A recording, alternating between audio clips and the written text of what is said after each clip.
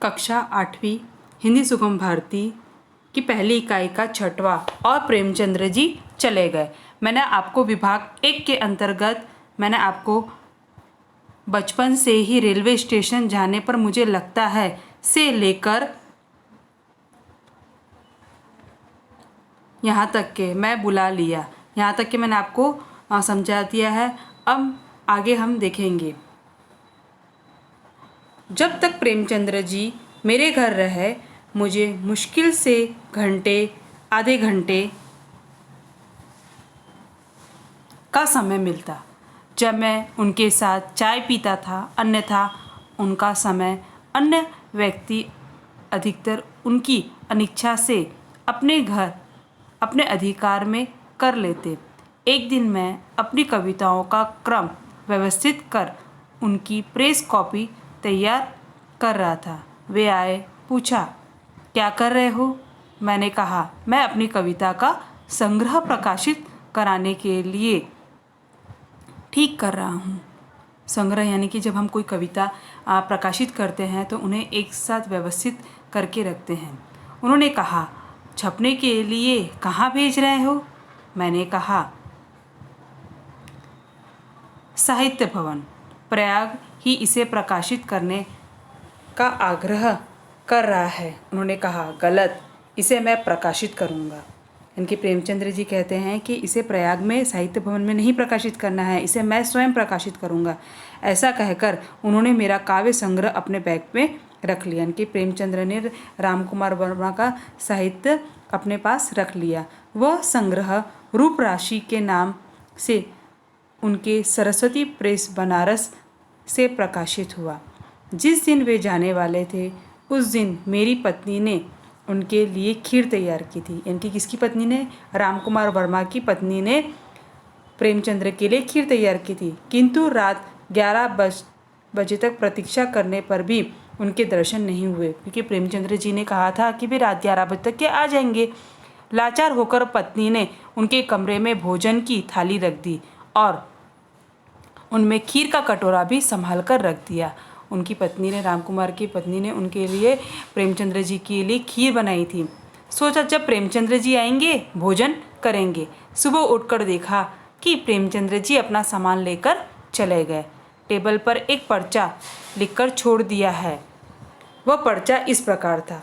अब यहाँ पर हम देख रहे हैं पर्चा, यानी कि यहाँ पर उन्होंने एक पत्र लिखा है। पत्र किसे लिखा है? राम कुमार वर्मा के लिए पत्र लिखा है। ये एक औपचारिक पत्र है।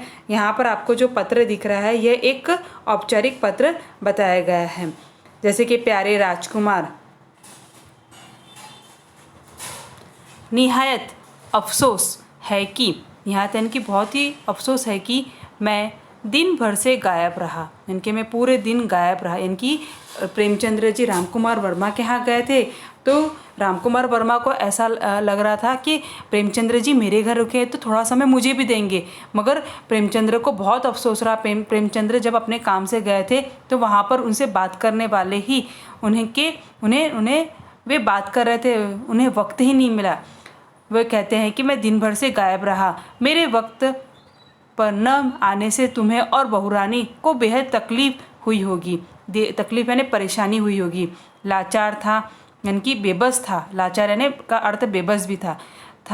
रात 2 बजे लौटकर आया, तुम लोग सो गए थे। जब प्रेमचंद्र जी रात को जब 2 बजे आए तो 2 बजे रात को आने के बाद कोई सो रहा था तो उसे उठाना उचित ना लगा, जगाना ठीक नहीं समझा। देखा कमरे में बहुरानी ने खाने की थाली परोसकर रखी थी। अब बहुरानी प्रेमचंद्र की प्रतीक्षा करी थी, मगर प्रेमचंद्र जी आए नहीं तो उन्होंने वह थाली रखी हुई थी। बढ़िया खीर थी, लेकिन इलाहाबाद की गर्मी में सुबह की बनी हुई खीर का दूध फट गया। इलाहाबाद में गर्मी बहुत रहती है।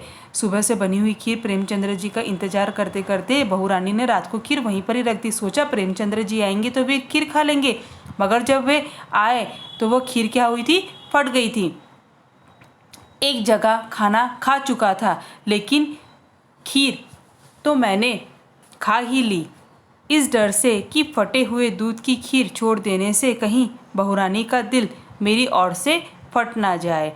यानी कि वह कहते हैं कि मैंने खीर खा ली, क्योंकि बहू रानी ने बड़ी इच्छा से प्रेमचंद्र जी के लिए खीर बनाई थी, तो बहू रानी को खराब ना लगे तो उन्होंने फटी हुई खीर पी ली थी। खैर, उनको बहुत बहुत आशीर्वाद, वे खुश रहे। फ़ौरन जा रहा हूँ, यानी कि अचानक जाने का हो गया, इसलिए वह कह रहे हैं मैं अचानक जा रहा। फ़ौरन का अर्थ यहाँ पर रहता है, फ़ौरन यानी रहता है अचानक जा रहा, अचानक 4 बजे की गाड़ी पकड़नी है। भाई बुरा मत मानना, बगैर मिले जा रहा हूँ। उन्हें अचानक जाना पड़ा तो वो कहते हैं कि आप बुरा मत मानना, मुझे अर्जेंट इनकी काम था, ज़रूरी काम था, इसलिए मुझे जाना पड़ा और बगैर मिले मैं जा रहा हूँ। तुम्हारा धनपत राय, इनकी प्रेमचंद्र का नाम क्या है? धनपत राय।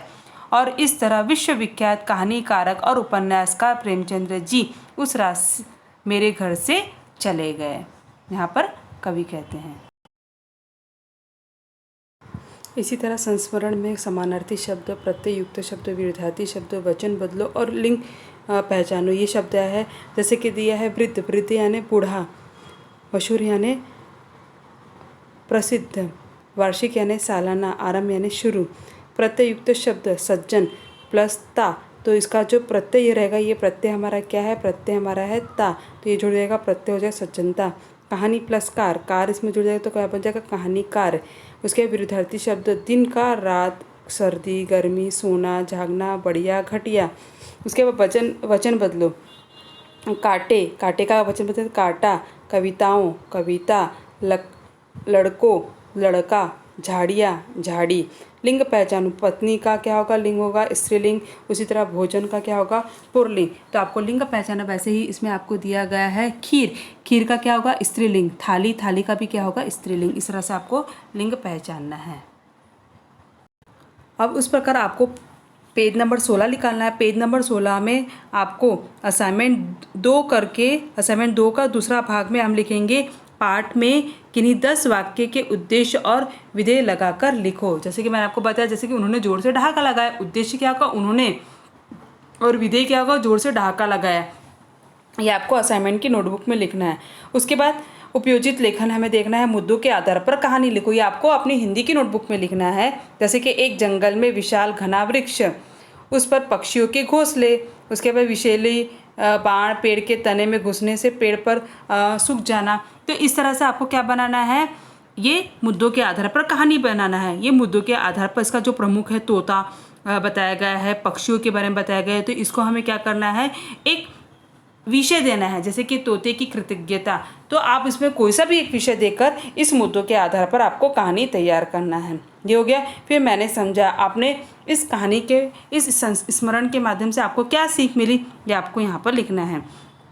इसके स्वयं अध्ययन, यातायात के नियम, सांकेतिक चिन्ह व हेलमेट की आवश्यकता आदि पर चार्ट बनाकर विद्यालयों की दीवारों पर सुशोभित करिए। तो अभी हम विद्यालय में तो नहीं कर सकते, मगर आपको यातायात के नियम कौन से, उनके सांकेतिक चिन्ह कौन कौन से, कहाँ में रुकना चाहिए, कौन सी जगह से हमें जाना चाहिए, तो आप, और हेलमेट का क्या महत्व है, इसकी आप जानकारी अपने एक नोटबुक में या चार्ट पेपर में बनाकर रख सकते हैं।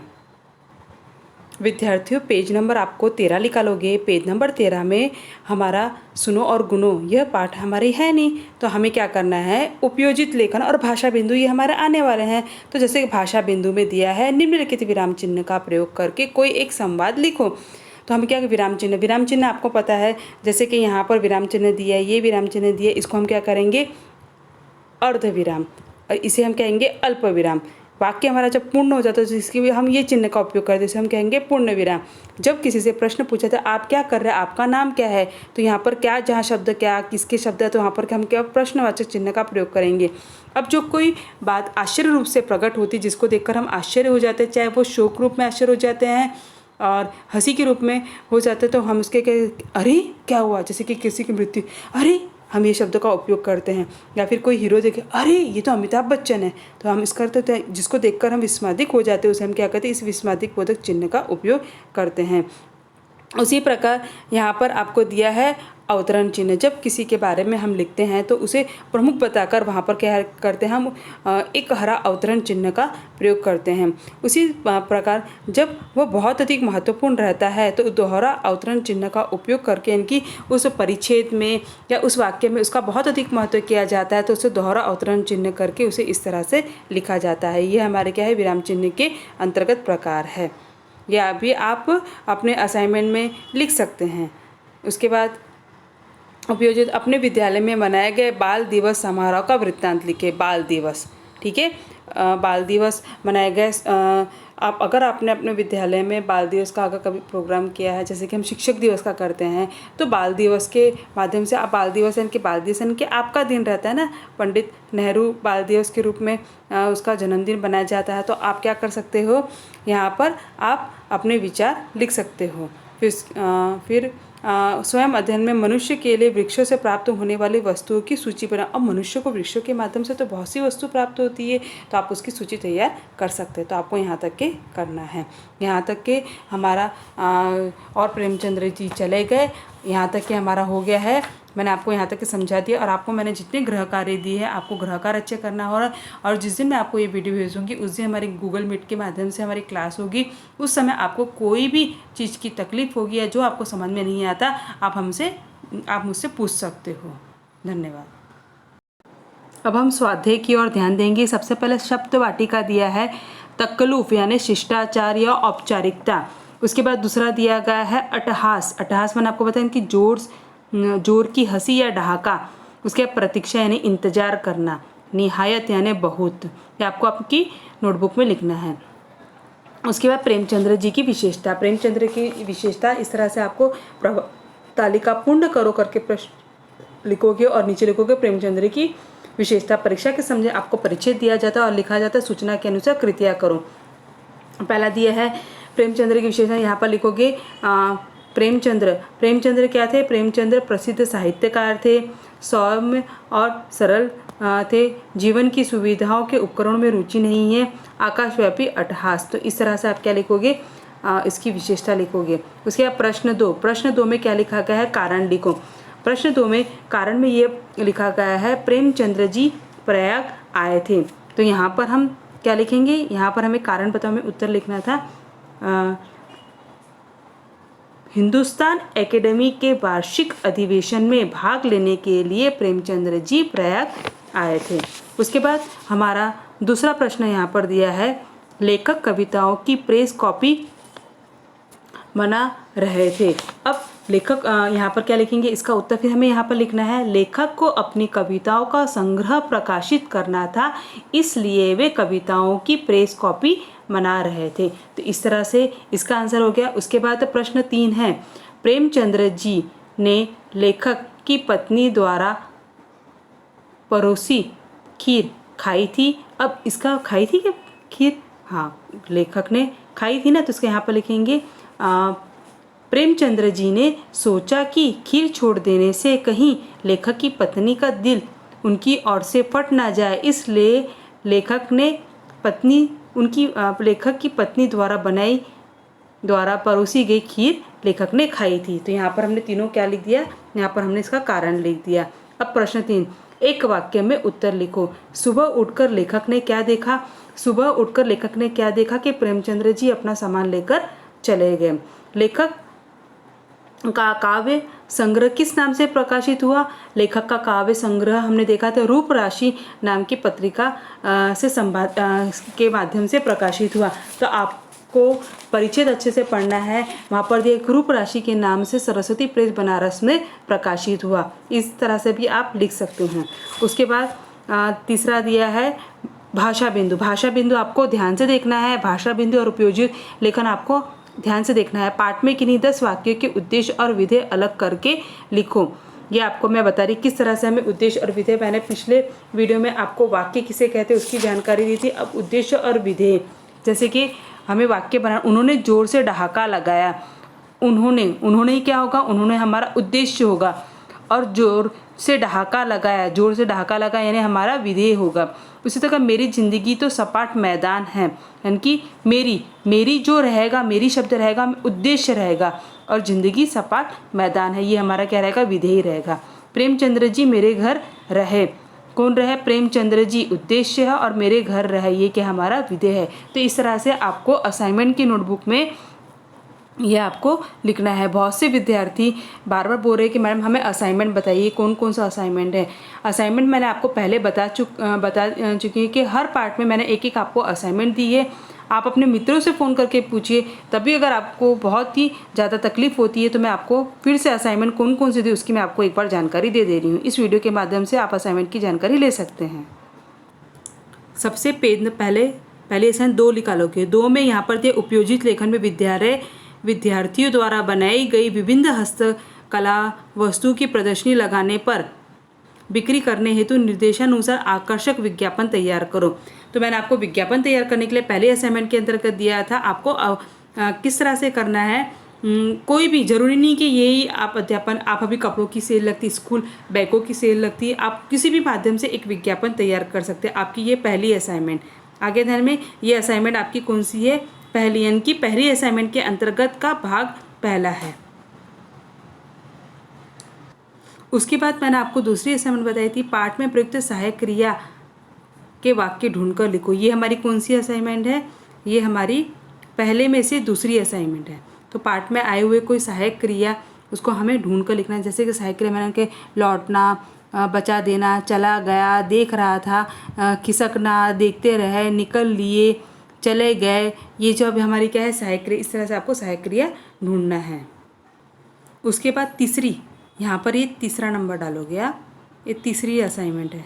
आगे ध्यान में, तो यहाँ पर लोग के पाठ में आए सर्वनाम ढूंढकर उनका वाक्य में प्रयोग करो। अब पाठ में सर्वनाम को, जैसे कि मैं, तुम, वह, वे, आप, तो क्या था, मैं बाजार गया था। तो पाठ में मैं को लेकर जो सर्वनाम बना गया है उस तरह से आपको कम से कम 5 वाक्य बनाना है। ये आपको असाइनमेंट की नोटबुक में लिखना है।